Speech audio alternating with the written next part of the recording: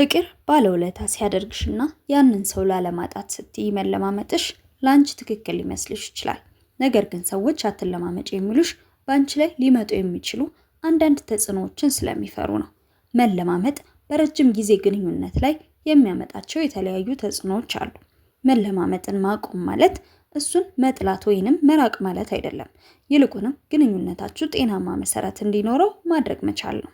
መለማመጥን ማቆም ለምን በጣም ከባድ እንደሚሆንና ሰዎች ለምን አቁሚ እንደሚሉሽ በዝርዝር እንመልከት። ዋናው ነጥብ መለማመጥሽ በእሱ ዘንድ የሚፈጥረው አመለካከት ነው። በዛሬው ቪዲዮ ይህንን እንመለከታለን። ለቻናላችን አዲስ ከሆናችሁ ሰብስክራይብ ማድረግ እንዳትረሱ። ቪዲዮ እንደምትወዱት ስለማልጠራጠር ላይክ በማድረግ ጀምሩ። ወደ ቪዲዮ።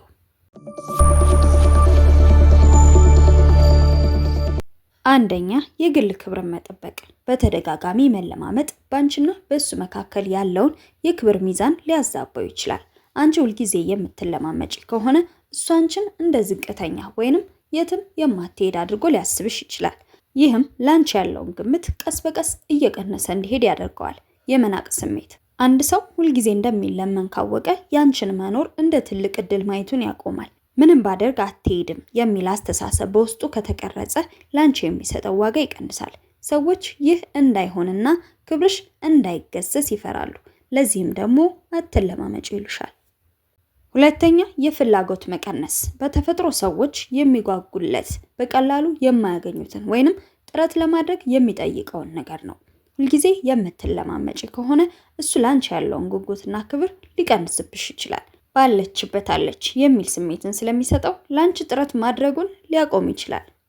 ሶስተኛ፣ የጤናማ ግንኙነት መሰረት። አንድ ግንኙነት ጤናማ የሚባለው በሁለቱም ወገን እኩል ጥረት ሲኖር ነው። መለማመጥ ግንኙነቱን አንድ ወገን ወይንም ዋን ሳይድ ብቻ ያደርገዋል። ፍቅር መስጠትና መቀበል ያለበት እንጂ አንዱ ተለማማጭ ሌላው ደግሞ ፈራጅ የሚሆንበት መድረክ መሆን የለበትም።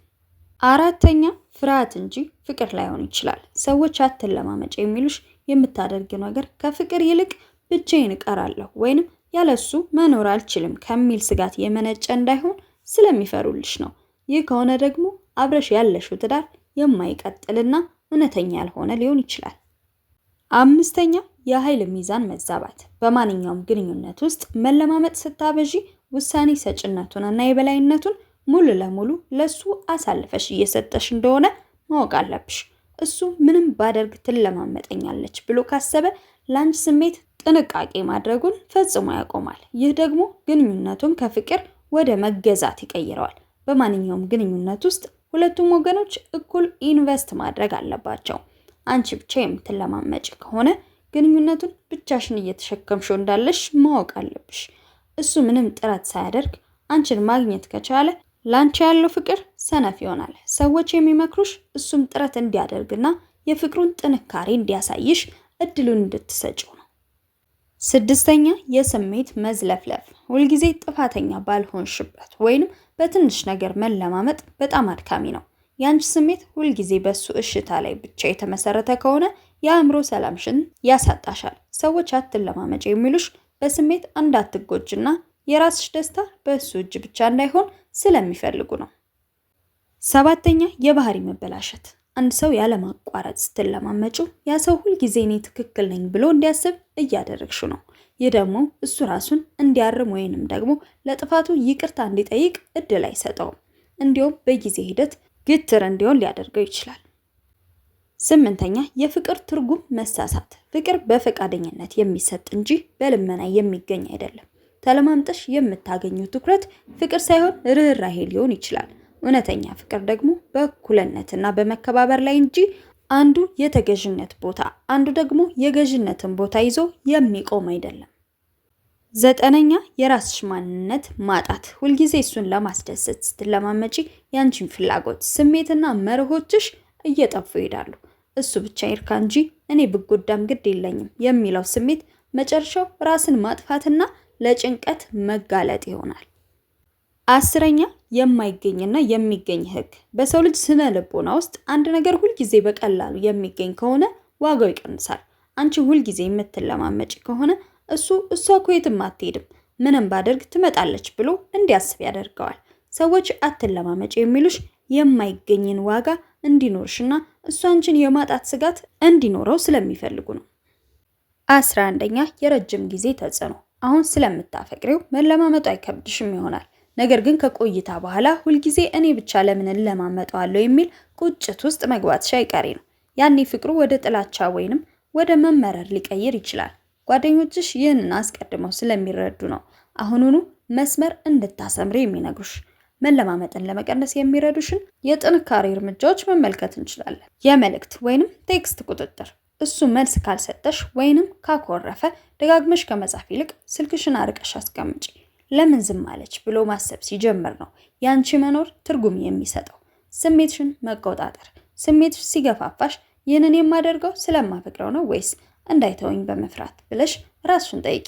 ፍቅር በነፃነት እንጂ በጭንቀት አይመራም። ለራስሽ ክብር መስጠት። እኔ ተለማምጬ የሚይዘው ሰው አያስፈልገኝም፣ የሚወደኝ ሰው ክብሬን ጠብቆ ይይዘኛል የሚለውን እምነት በውስጥሽ አሳድጊ። ቀጥሎ በሚያጋጥማቸው አለመግባባት ላይ ምንም እንኳን ልብሽ ቢጨነቅም ለ48 ሰዓታት ያህል ምንም አይነት ግንኙነት አታድርጊ። እሱ ቀድሞ እንዲያናግርሽ ወይንም እንዲፈልግሽ እድሉን ስጪው። ዝምታን ተለማመጂ። አንዳንድ ጊዜ ምንም አለማድረግ ትልቅ መልእክትን ያስተላልፋል። እሱ የራሱን ስህተት እንዲረዳና አንቺን የመፈለግ እድል እንዲያገኝ ቦታና ጊዜ ይሰጠዋል። በራስሽ ላይ አተኩሪ። ትኩረትሽን ወደ ራስሽ ስራ፣ ውበትና እድገት ስታደርጊ ያንቺን ማራኪነት በራስሽ ስር ይጨምራል። ውይይትን ምረጪ። ከመለማመጥ ይልቅ ስሜትሽን በግልጽ አስረጅው። ይህ ነገር ስሜቴን ጎድቶታል፣ እንድንነጋገር እፈልጋለሁ ማለት ከመለማመጥ የተሻለ ውጤት አለው። ፍቅር መስዋዕትነት ቢኖረውም መስዋዕትነቱ ያንቺን ማንነትና ክብር የሚቀንስ መሆን በፍጹም የለበትም። መለማመጥን ለማቆም የሚረዱሽ ተግባራዊ እርምጃዎችን እንመልከት። የ24 ሰዓት ህግ።